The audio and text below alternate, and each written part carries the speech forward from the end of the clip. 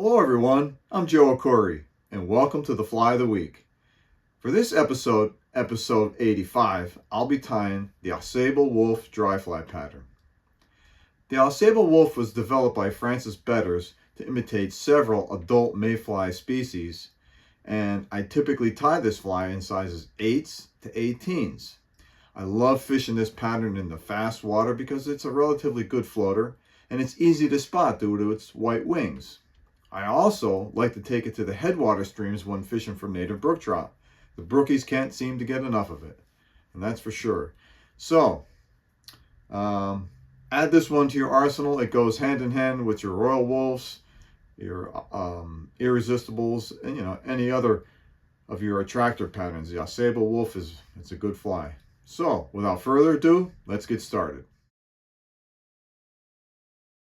Here we go, the Ausable Wulff. Let's start by placing the hook in the vise, making sure that the shank of the hook is relatively parallel with the tabletop. And the first step is determining where the wing is going to be set. So, I use my thread as my indicator. So I like to start by the eye and wrap to the center of the shank of the hook, like so. And then wrap back up half of that. There's where the wing is. That's the sweet spot for the wing. So, the Ausable Wulff has white wings, and the wings are made from calf tail, or even calf body hair. I prefer the calf tail.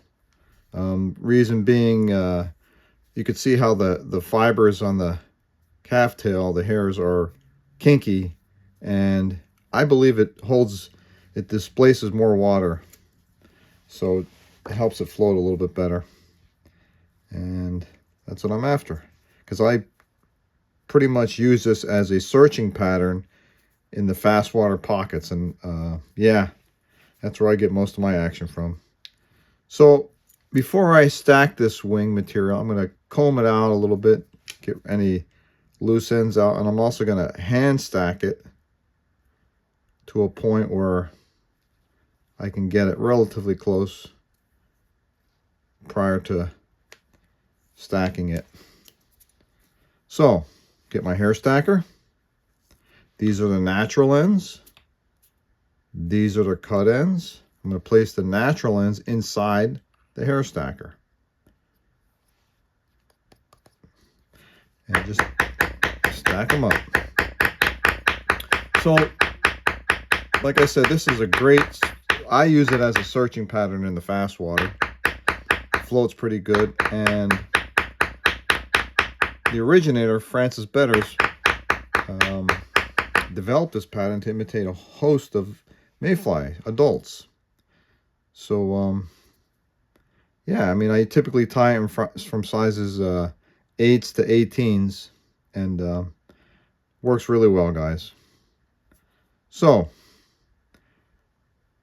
I'm going to pull the wing out of the wing material out of the hair stacker, and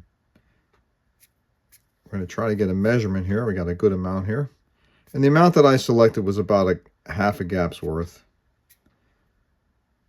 Just trying to get rid of some of those shorter hairs that aren't lining up. Okay, so the rule is we proportion our materials to the hook size.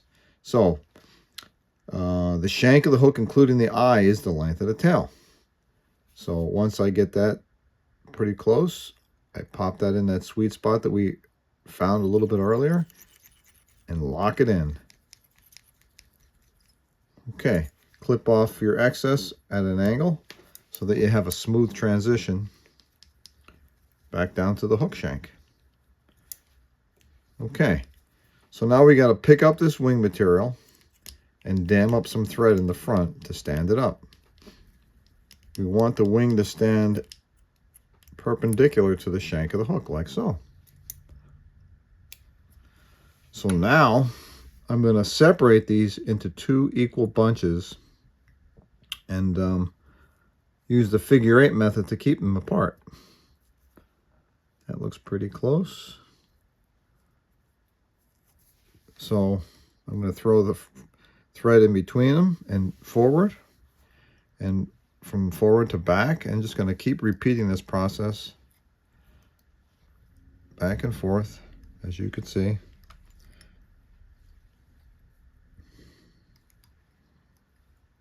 And we develop a nice separation and a nice figure eight. I'm going to pull up on the wings, and to lock that figure eight in, I'm going to wrap a couple in the front of that figure eight and in the back. Okay guys, there you go. There's your wings. Calf tail wings that are measured, the length of the shank of the hook, including the eye. So now I'm going to get my thread to the back, and the next step is putting the tail on. So, but first we have to make sure our bobbin's back there, and we want to be back where the end of the shank and the bend meet. That would be the end of the shank. And the tail material for this fly calls for woodchuck. And we're going to take a bunch of these woodchuck guard hairs, and we'll have to clean out we just want the guard hair, so there's a lot of underbody fur here. So I'm going to take my scissors and kind of just like comb it out like so, and get rid of all that hair, under hair. Okay, and then you're left with just the guard hairs. Okay, looking good. So we're going to stack this bunch as well. So these are the natural ends. I think I'm a little heavy there. These are the natural ends. These are the cut ends. Place the natural ends in this hair stacker and begin to stack the tail. Okay, so the tail ends are going to be jetting out the back. So it doesn't make much sense for me to pull this apart and have the tails pointing the wrong way. So you always want to pull them off in the direction that the ends are going to go.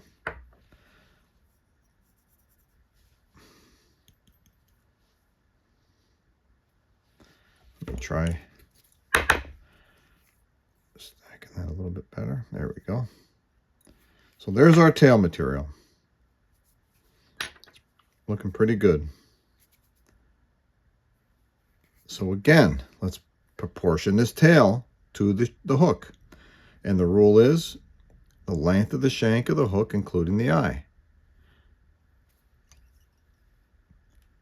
We already had our thread in that sweet spot where the shank and the bend meet, and we determined our length. And there you have it, where our tail is anchored. So now with this excess, I'm going to come up a little bit further because I want to blend it in with the excess of the wing. So I'm going to carefully go up the shank of the hook until I hit the material for the wing. And I'm going to clip that off, the excess for the tail, and blend that in. And if you do it right, you have a very nice smooth transaction, like so. There you go. Okay, it's looking sweet. So in review, we have our wing, which was made from a calf tail. We took about 3/4 of a gap's worth, and we hand stacked it, and then we stacked it in our hair stacker. And we measured out wing length to equal the shank of the hook, including the eye. And then after we got our figure eight in there to separate the wings and hold them separated, we returned our thread to the back end of the shank of the hook, where the shank and the bend meet, and we cut some of these guard hairs off of this woodchuck hide, and we cleaned out the under fur and just attached the guard hairs. And we also made the length of the tail to equal the shank of the hook, including the eye. So now for the body. The body on this calls for Australian opossum, but there's only so much, like it's like a burnt orange natural color that's found on the Australian opossum, and not much of it, because most of it's dark brown. And this piece actually has a little amount there. So what I did was clipped off this and blended up a nice little patch, and this is what I got. a nice piece of burnt orange, cinnamon colored fur blend. And that's what this fly calls for. So I'm going to work very small amounts. And I'm going to form a dubbing noodle. I'm going to go pretty light with this. Once the noodle is formed,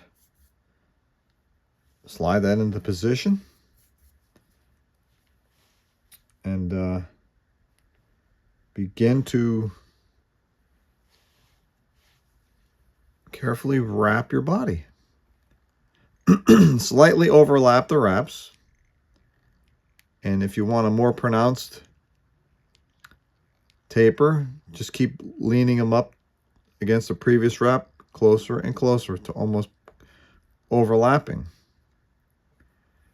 Okay, I'm a little shy, so I need a little bit more. And again, I'm working with small amounts. Form your dubbing noodle. Slide it into position. And continue the taper. It's looking really good. Okay, I'm going to leave about 1/8 of an inch from behind the wing. And yeah, there you have it. The body's looking good. A little bit fuzzy. We'll clean that up a bit. All right. So the only thing left is a hackle. And this fly calls for 2 hackles, a grizzly and a brown. And I'm going to prepare the hackle by drawing down the downy fuzz and stripping off some of the fibers to expose the stem, the hackle stem. And I'm going to do the same. I'm going to repeat this process for the brown hackle. There we go. Looking good. So notice there's a natural curve to this feather.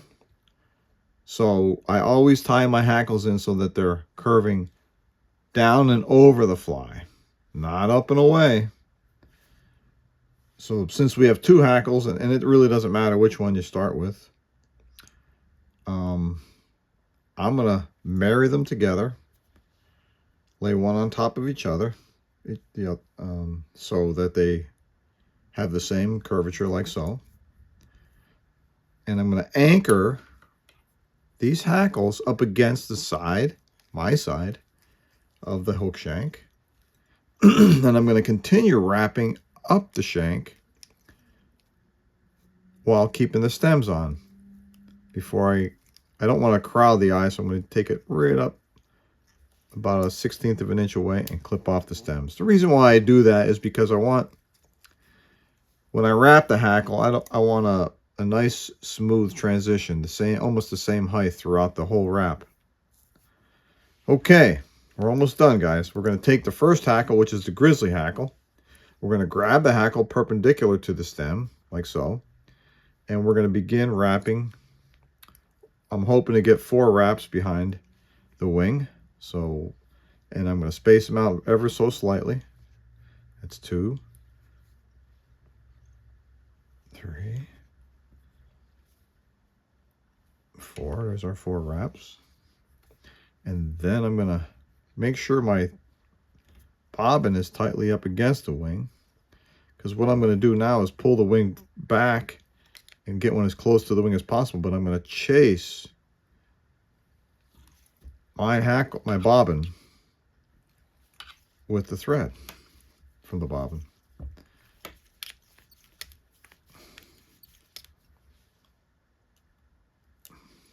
There you go. That's a great technique my dad taught me many years ago, to chase the hackle pliers with the bobbin, is what I meant to say. And yeah, you lock it down that way throughout the entire wrap. Now I'm going to weave this thread back in there and repeat the process for the brown hackle. Okay, let's grab our hackle perpendicular to the stem like so.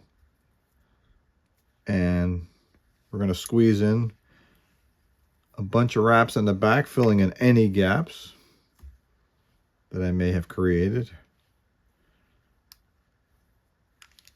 Okay. There's one or two there up. Let me back that up. I missed it. There we go.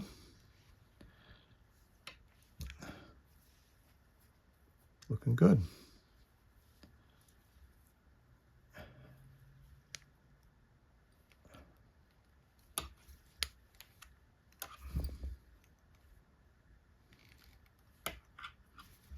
Okay, that's about all I'm going to get out of that hackle.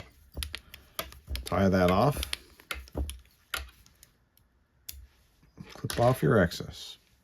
Now there's a bit of cleaning up to do with this fly. It's looking a little ugly right at the moment, but we'll make it look good. So I'm going to use a little bit finer scissors to clip off some of the stubs I'm looking at. Okay, there you go. Not bad. So let's form a little head area in there without capturing too many of those hackle fibers.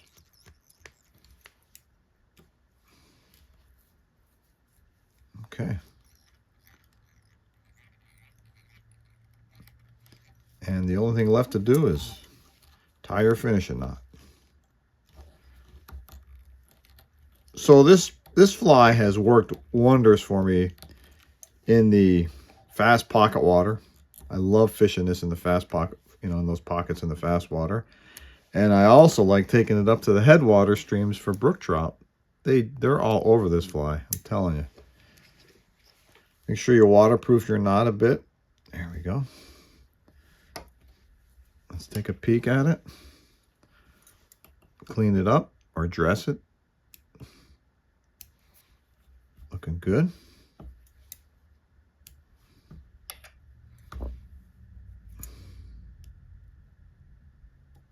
Okay. There you have it, guys. The Ausable Wulff. Great attractor pattern, great searching pattern. I highly recommend adding this to your arsenal of attractor patterns, because this one is up there with the best of them, like the Royal Wulff and the Ausable Wulff, or the Irresistible, Adam's Irresistible. So yeah, the Ausable Wulff. Great pattern. So guys, if you like the content I'm pushing out, please hit the notification bell and be sure to subscribe. Tight lines, guys.